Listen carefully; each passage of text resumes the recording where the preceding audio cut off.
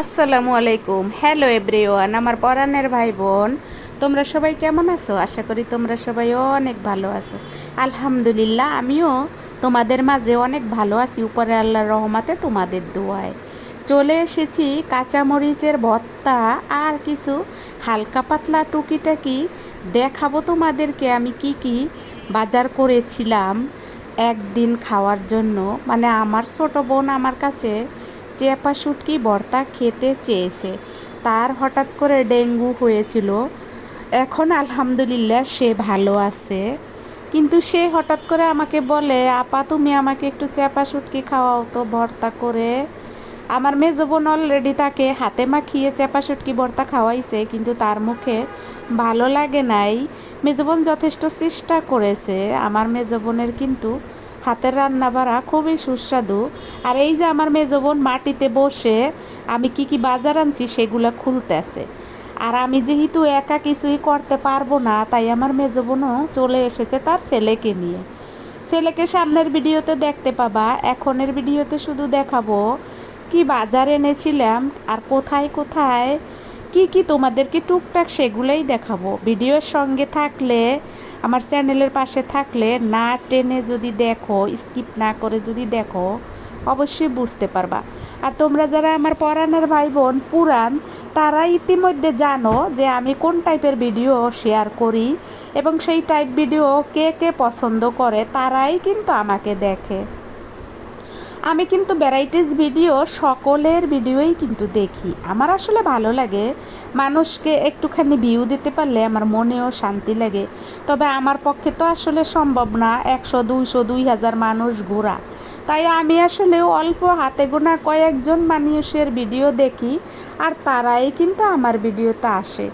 ইতিমধ্যে তারা আমাকে অনেকেই সাবস্ক্রাইব করে দিয়েছে এবং অনেকেই সাবস্ক্রাইব উঠিয়ে নিয়ে গেছে। অনেকের হয়তো একটা ভিডিও দেখে মনে হয়েছে যে সে আমার ভিডিওতে আসে নাই, আমি আর যাব না, তাই সে হয়তো তার সাবস্ক্রাইবটাও তুলে নিয়ে গেছে। আমার আসলে হাই আফসোস নাই, তার কারণ তোমরা আসলে অনেকেই আমার মন বুঝতে পারো নাই আমি আসলে কেমন। ইউটিউব যত রকমের এক্সেপশনেই দেখ না কেন, যাই দেখ না কেন, যে কন্ডিশনেই দেখ না কেন, আমি আমার মতন করে ভিডিও দেব, যা হবে হবে। তোমাদের সাথে কথা বলতে বলতে আমার কিন্তু একটা হাসি এসে পড়েছে, আর আমি কিন্তু সেই হাসিটা অফ করতে পারি নাই, তোমাদেরকে কিন্তু সেটাও শেয়ার করে দিলাম। যাই হোক, আমার মেজো বোনের সাথে কিন্তু কথা বলতেছিলাম, যেগুলো আমি রিমুভ করে দিয়েছি। দেখতেই তো পাইছো, গরুর গোস্ত এনেছি 2 কেজির একটু বেশি, 2.5 কেজির একটু কম। যাই হোক, 2 কেজি গরুর গোশ, এই যে বটবডি ভর্তা করব, ধইনা পাতা ভর্তা করব, চেপা শুটকি ভর্তা করব।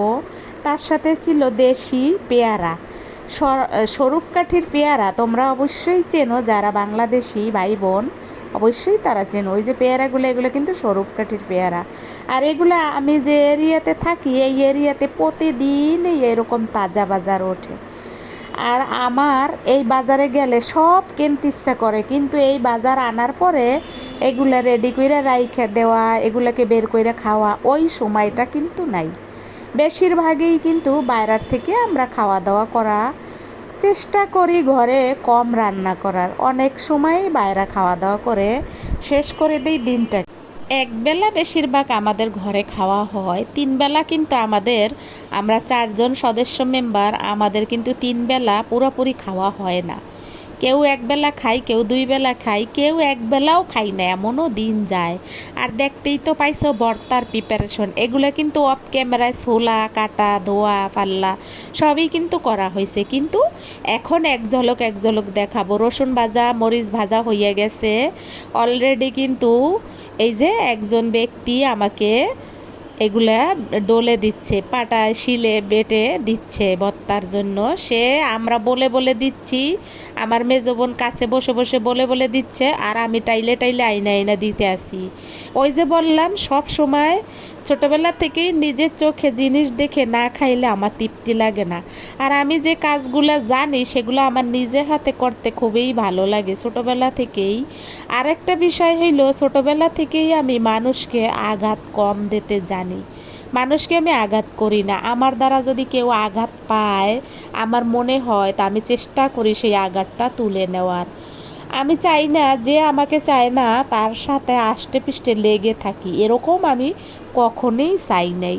আর সেরকমটাই আমি এই জীবনটা এতদিন পার করে এসেছি। আর এখন তোমাদের মাঝে একটা ভিডিও চ্যানেল খুলেছি, যার নাম ইউটিউব চ্যানেল শাহিনা ব্লগস। আর এই শাইনা ব্লগসে বানানটা কিন্তু ইচ্ছা করে আমি ভুল লিখেছি। তার কারণ ইতিমধ্যে অনেক মানুষ এই একই নামে, এই নামটা যদিও আমার ডাক নাম, দাদা দাদি বাবা মার দেওয়া, আমার আসল নামটাও বাবা মার দাদা দাদির দেওয়া, কিন্তু তা ওই নামটা আমি শুধু এমনিই ব্যবহার করি, যেটা আমাকে এখন ঢাকায় সবাই ডাকাডাকি করে, গ্রামেও ডাকে।